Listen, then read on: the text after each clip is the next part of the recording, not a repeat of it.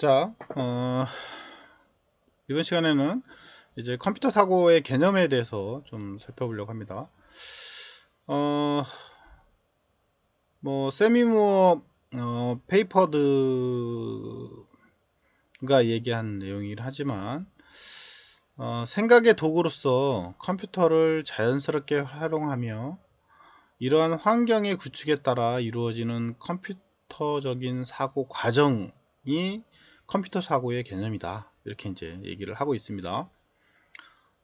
요 컴퓨팅의 그 기본 개념과 원리에 기반을 두고 이제 문제를 이해하고, 그 다음에 이제 컴퓨팅 파워를 활용해 문제를 해결하고, 그 다음에 인간의 행동 양식을 이해하고자 하는 사고력을 우리가 이제 컴퓨팅 사고다, 이렇게 이제 개념으로 얘기를 하고 있습니다. 그래서 주로 이제 요 그 감정과 그 독립적으로 사고하는 기능이다, 이렇게 본 거고요. 그래서 경험하고 학습으로 변화할 수 있는 이런 특징을 가지고 있다, 이렇게 이제 보고 있는 겁니다.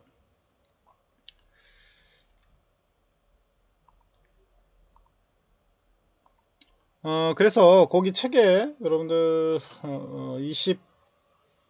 20페이지에, 그 다음에 21페이지에 나와 있긴 합니다. 그래서 요 그 CSTA하고 이제 IST라는 곳에서 컴퓨팅 사고의 정의를 우선 내렸는데요. 컴퓨팅은 이제 문제 해결을 돕는 컴퓨터나 다른 도구를 사용할 수 있도록 문제를 만들거나, 자료를 논리적으로 배치하고 분석을 하거나, 그 다음에 모형이라든가 모의 실험과 같은 추상화를 통해 자료를 표현을 하거나, 혹은 절차적 사고를 통해 해결 과정을 자동화를 한다든가, 혹은 목표를 가장 효율적이고 효과적으로 달성하기 위해 가능한 해결책을 확인, 분석, 실행하는 거다. 그리고 문제 해결 과정을 폭넓은 분야의 문제로 일반화하고 전이하는 그런 과정을 우리는 이제 컴퓨팅 사고 방식이다, 이렇게 이제 정의를 하고 있다는 거죠. 그래서 그 과정들을 우리가 이제 그림으로 표현을 해보면 이렇다는 거죠. 그래서 컴퓨팅 사고의 이제 하위 구조로 보면 분해, 작은 단위로 이렇게 쪼개는 거를 말합니다. 그래서 이렇게 큰 단위를 이렇게 쪼개면서 작은 단위로 분해를 하는 과정. 그 다음에 이제 패턴 인식, 반복적인 패턴들, 반복적인 규칙들을 찾아내거나 발견하는 그런 인식 관계, 패턴 인식. 그 다음에 추상화, 그러니까 중요한 핵심만 추출해내는 거예요. 그러니까 여러 개가 많은데 이런 것들의 단면을 이렇게 추출을 해서 하는 추상화 과정. 그 다음에 이게 문제 해결 과정을 절차적으로 나열을 해서 풀이하는 알고리즘, 이렇게 이제 알고리즘을 통해서 플로차트 형식으로 이제 표현을 했는데, 그래서 우리가 컴퓨팅 사고의 구조는 분해 과정이 필요하고, 패턴 인식 과정이 필요하고, 그 다음에 추상화도 필요하고, 알고리즘도 필요하다, 이렇게 본 거고요. 거기에 플러스 오토메이션, 자동화가 필요하다 라고 하는 거죠. 그래서 이런 과정들이 우리 컴퓨팅 사고의 하위 요소로서 표현할 수가 있고, 그 다음에 그걸 가지고 우리가 이제 각각의 파트들을 이제 분석을 하는 거죠. 근데 이거는 사실은 이거를 이제 정의해서 나누는 거에 따라서 세분화를 시켰어요. 2008년도에 윙이라는 사람은 이제 추상화하고 자동화라고 하는 두 가지로 해서 이제 분류를 했고, 그 다음에 2010년도로 넘어오면서 계속 세분화되어 가고 있어요. 그래서 구글에서는 2010년도에는 분해, 패턴, 추상화, 알고리즘, 아까 얘기했던 그걸 기준으로 나눈 거예요. 자동화 파트는 자동화로 그냥 나눈 거고요. 그러니까 추상화 부분을 이제 약간 이렇게 분류화를 시켰다, 이렇게 보시면 될 것 같아요, 구글에서. 2010년도에. 그 다음에 CSTA하고 ISEA에서는 2011년도에 이걸 또 다시 세분화 시켰다는 거죠.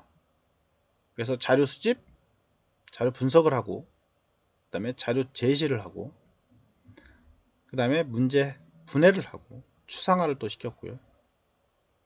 알고리즘하고 절차를 포함시켰고, 자동화는 자동화, 병렬화, 시뮬레이션 이렇게 이제 세분화를 더 시켜서 컴퓨팅 사고를 더 세분화 시켰다 이렇게 보시면 될 것 같고요. 그 다음에 이제 2015년도에는 또 요거를 더 세분화 시킨 거예요. 그래서 자료 수집, 자료 분석, 그 다음에 패턴 인식, 자료 표현, 분해, 추상화, 패턴 일반화, 알고리즘 디자인, 그 다음에 자동화, 병렬화, 시뮬레이션 이렇게 구분을 해서 컴퓨팅 사고를 계속 진보되면서 세분화시키고 있는 거죠. 처음에는 굵직굵직하게 나눴다가 이제 시대가 계속 변하면서 각각의 파트들을 더 세분화시켜서 분류하고 있다. 이제 이렇게 보시면 될 것 같습니다. 그래서 거기 222페이지에 그런 내용들이 쭉 들어가 있고요. 그 다음에 각각의 이제 하는 역할들도 정의를 해놨습니다. 그래서 이제 컴퓨팅 사고의 하위 요소 중에 분해는 그럼 뭐를 하는 거냐? 자료와 기능, 그 다음에 문제를 가장 작은 단위로 나누는 거다. 그 다음에 패턴은 유사한 공통점을 발견하거나 반복되는 과정 혹은 요소를 생성하는 거다. 그러니까 패턴이라고 하는 건 우리가 이렇게 패턴 따는 거 있잖아요. 뭔가 이렇게 패턴 따는 거. 그러니까 유사한 공통점을 발견하거나 반복되는 과정들을 과정 혹은 이제 요소를 이제 생성을 하는 그런 거다. 패턴. 그 다음에 추상화는 말대로 이제 뭐 추상적인 개념이 포함될 거예요. 그래서 문제 해결을 위한 필요한 핵심 요소를 파악하고 그 다음에 복잡함을 단순화하는 그런 작업이 추상화하는 과정이다. 그리고 알고리즘은 문제를 해결하거나 어떤 목표를 달성하기 위해 수행되는 일련의 단계로 나열하는 거다 라고 보시면 될 것 같고요. 자동화는 말 그대로 컴퓨팅 그 시스템이 수행할 수 있는 형태로 해결책을 구현하는 게 이제 자동화가 되겠다 이렇게 보시면 될 것 같아요. 그래서 어떻게 보면 이 컴퓨팅 사고의 하위 요소의 각각의 의미와 정의는 좀 알아놓는 게 좋겠죠. 그리고 하위 요소는 뭐가 있다, 이 정도까지는 좀 알아놓는 게 좋을 것 같습니다.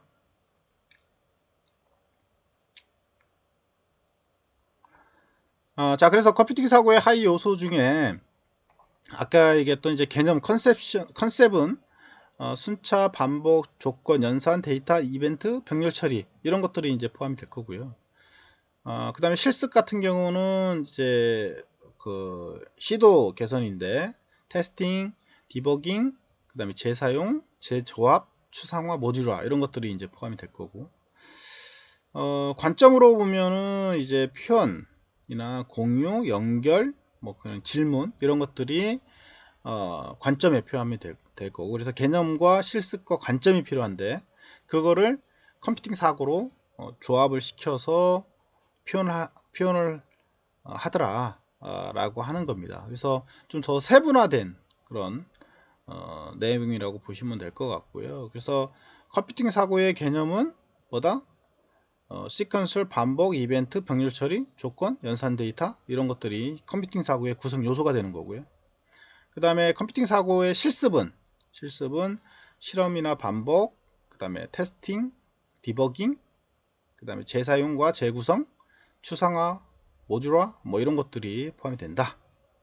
그 다음에 컴퓨팅 사고의 관점으로 보면은 표현하는 거라든가 연결하는 거라든가 질문하기라든가 이런 것들이 포함이 된다. 이렇게 보시면 될 것 같습니다.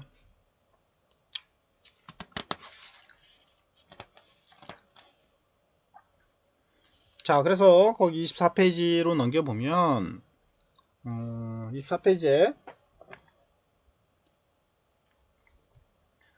컴퓨팅 사고에 이제 사고력의 실습이라는 게 나와요. 사고력의 실습. 어떻게 보면 이제 그 컴퓨팅 사고력의 실습 파트에는 이제 그러니까 사고력의 실습에는 컴퓨팅 사고력 실습, 그 다음에 인공지능 실습, 그 다음에 특이점 이후에 인공지능 뭐 이런 것들이 정의가 되고 있는데, 첫 번째로 보면은 컴퓨팅 사고력의 이제 실습은 결국은 저장하고 계산 능력이라고 보시면 될 것 같아요. 그래서 실제 현실의 문제나 인간의 생각을 기계가 처리하도록 하려면 결국은 이제 인간적인 생각과 조금 다르게 컴퓨터 사고력과 인공지능 사고력이 이제 필요하다는 거죠. 그래서 이제 어떻게 하면 기계가 할 수 있는 것은 주로 이제 저장하고 그 다음에 계산 능력뿐이 없는 거죠. 그래서 기계가 계산을 하기 위해서는 주로 이제 기계에 이제 하드웨어적인 기계가 있어서 우리가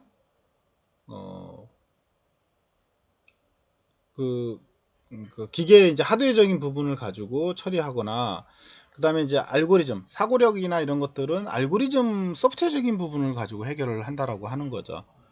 그래서 그 두 개를 가지고 구성화해서 뭔가 뭐 수치화를 이제 하게 되는데, 실제 이렇게 이제 그 사과가 있다고 한다면 그 사과 두 개를 우리가 이제 이렇게 수식화하는 거죠. 두 개를 사과가 두 개 플러스예요. 근데 요거는 이제 이진화 이진화로 해야 한다는 거죠. 컴퓨터가 인식을 하려면. 그래서 디지털로 이제 표현합니다. 그리고 이제 그거를 이제 기억 장치에 저장을 해놔요. 그래서 우리가 이제 계산된 알고리즘을 가지고 처리합니다. 이게 프로그램이에요, 프로그램. 그러면 결과가 이제 C는 A 플러스 B니까 이 두 개를 더해서 결과값이 나오게 되어 있죠. 그 결과값이 이제 메모리 장치에 저장이 되고, 그 다음에 그게 이제 화면으로 표현을 하게 되겠죠. 그래서 저장하고 그 다음에 계산 능력 이런 것들은 바로 이렇게 컴퓨터를 통해서 처리를 한다 라고 하는 거고요. 자, 그러면 이제 인공지능적인 사고의 실습은 그럼 어떻게 하느냐 라고 하는 거죠. 앞에는 이제 그냥 단순한 컴퓨팅 사고의 실습이었었고, 그러면 일반의 이제 인공지능적인 사고력의 실습은 그럼 어떻게 하느냐? 이렇게 이제 입력이 있어요. 내가 A자 같이 생겼는데, 소문자 A자 뭐 이런 형태가 있다라고 쳐요. 그럼 이 형태를 이제 그 뭐야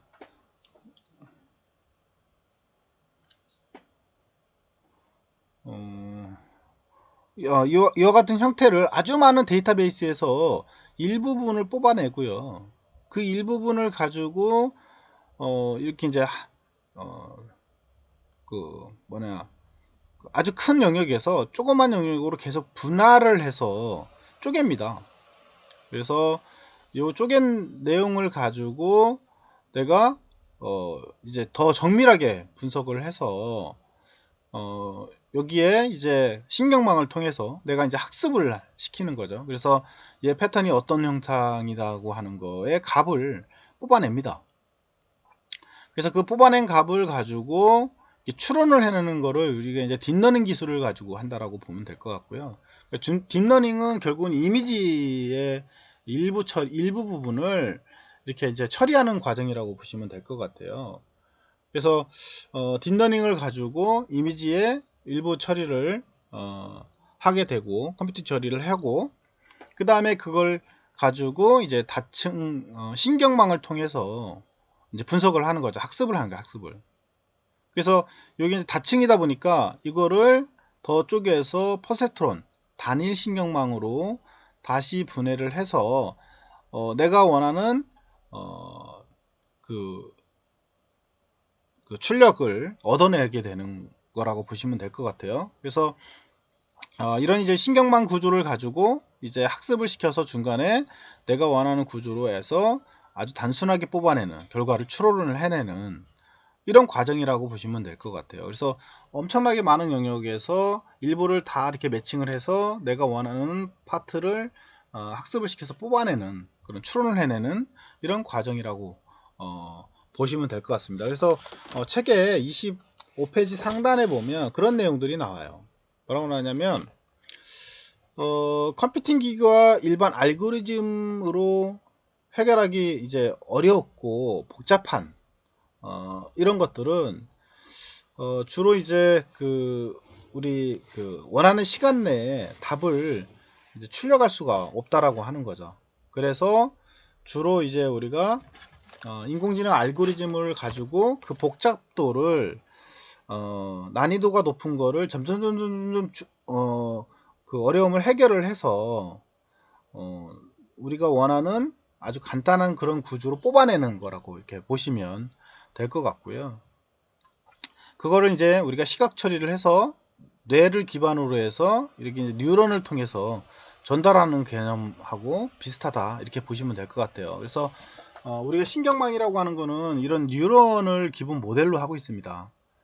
뉴런을 통해서 신경이 전달되듯이 아주 복잡한 우리 사람도 엄청나게 복잡한 신경망을 가지고 있잖아요. 근데 그 복잡한 망 중에 우리가 필요한 망으로만 전기 신호가 전달돼서 인식하거나 판단하고 있는 거거든요. 그러니까 아주 광범위한 거를 쪼개서 내가 원하는 파트로 쪼개서 그 부분에서만 추론해낼 수 있도록 하는 이런 개념이 인공지능의 사고 능력이다 이렇게 보시면 될 것 같아요. 나머지는 거기 여러분들이 쭉 읽어보시면 될 것 같고요. 그래서 주로 이제 CNN은 이미지에 인식을 하는데 많이 쓰고 있고요. 주로 이제 딥러닝 같은 이제 기술은 구조가 복잡하고 추론화 되기 때문에 단일 작동 기계가 되는 이제 단일 신경망 구조로 분해를 하는 그런 과정이라고 보시면 될 것 같고요. 그래서 아까 얘기했던 이제 이런 개별 퍼셉트론이라고 우리가 얘기를 하는데 이런 신경망을 통해서 내가 이렇게 단순하게 뭔가 뽑아내는 이런 과정들을 수행을 하는 거다 이렇게 이제 생각하시면 될 것 같습니다. 자, 그래서 이제 요 인공지능의 그 활용도를 보면 이제 우리가 특이점이라는 게 있어요. 특이점을 기점으로 해서 요거는 이제 타임라인이고요. 그 다음에 이게 이제 지능 수준이에요. 얘가 이제 점점 이제 요 타임라인은 이제 1950년대 그 다음에 2000년대 뭐 2020년대 계속 진보를 할 텐데 얘가 쭉 진보를 해서 지금 2000년대 기준으로 본 거예요. 지금 2000년대 기준으로 해서 아주 이제 특이점을 기점으로 해서 올라가고 있잖아요. 아주 가속도로 올라갑니다. 초지능이라고 하는 거는 이제 지능이 상당히 더 높아져 가는 걸 말합니다. 그리고 인간의 지능은 거의 이렇게 점차적으로 올라가요. 그렇게 빠르지 않습니다. 천천히. 근데 요 컴퓨터의 인공지능이라고 하는 거는 엄청나게 가속도를 붙는 거죠. 그 시점이 특이점이라고 하는데 특이점은 인간의 지능하고 그 다음에 컴퓨터의 지능이 만나는 점을 우리 이제 특이점이라고 하는데 이거는 이제 어떻게 보면은 인간하고 기계가 거의 비슷한 점이라고 보면 될 것 같고 그 이상으로 넘어가는 거는 이제 인간보다도 더 뛰어난 능력을 이제 갖는 거라고 보시면 되겠죠. 그래서 뭐 여기에서도 뭐 약 인공지능 뭐 이렇게 용어도 있어요. 강 인공지능 이렇게도 있습니다. 그래서 약 인공지능이나 강 인공지능 뭐 이런 용어들이 있어요. 약하다는 거죠. 인공지능이 약 인공지능, 강 인공지능 이렇게. 그래서 특이점보다 이제 밑에 있으면 약인 거고요. 이제 올라가면 강이 되겠죠. 그 다음에 초인공지능이 있어요. 초지능이죠. 초인공지능.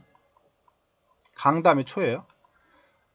요 강 이상으로 가면 초로 가게 되는데 그러면 이제 기계가 이제 인간보다 엄청나게 더 뛰어난 능력을 갖게 되는 거라고 보시면 될 것 같아요. 그래서 강 인공지능은 우리가 대략 한 2025년 기준으로 보고 있는 것 같아요. 이때를 기점으로 해서 비약적인 발전을 할 거라는 거예요. 초인공지능으로 넘어갈 거라는 겁니다. 그러니까 아주 인공지능이 발전하면서 그 이후에 엄청나게 발전하는 그런 기준이 될 거다. 그래서 특이점이라고 하는 건 바로 인간과 이 인공지능이 발전하는 그 시점이라고 보시면 될 것 같아요.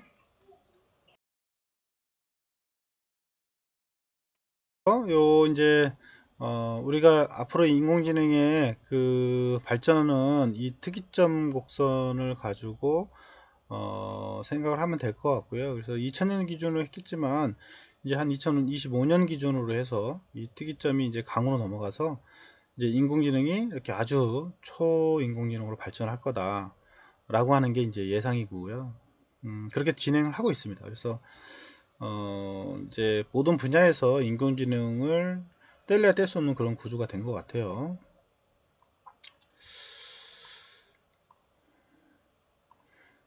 자, 그래서 인공지능은 이렇게 이제 그 인간의 지능하고 기계의 지능이 이제 융합돼서 융합된 지능이다 이렇게 보시면 될 것 같고, 그래서 서로 동반 상승을 하는 이런 구조로 이루어져 있고요.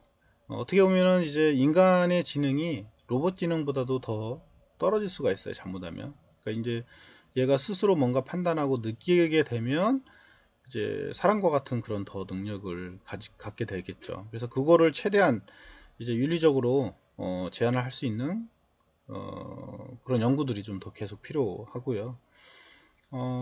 뭐 지금 뭐 로봇들도 보면은 아주 비약적으로 발전했습니다. 뭐 여러분들이 이제 보스턴 다이나믹스의 로봇을 봤는지는 모르겠지만 이게 움직임이나 이런 거는 뭐 거의 인간하고 비슷하게 움직이고 있고요. 그거를 이제 이렇게 아주 조그맣게 작게 해서 사람처럼 만드는 그런 과정들을 계속 추진하고 있어요. 그래서 앞으로 계속 지능이 발달해서 개발이 될 거라고 예상을 하고 있습니다. 자, 나머지 오늘은 여기까지만 하고요. 이제 다음 시간에 또 인공지능의 역사를 나가도록 그렇게 하겠습니다. 자, 오늘 수고했고요. 그 다음에 질문 내용은 올려드리도록 할 테니까 그거에 대해 답변을 하면 될 것 같습니다. 자, 수고했습니다.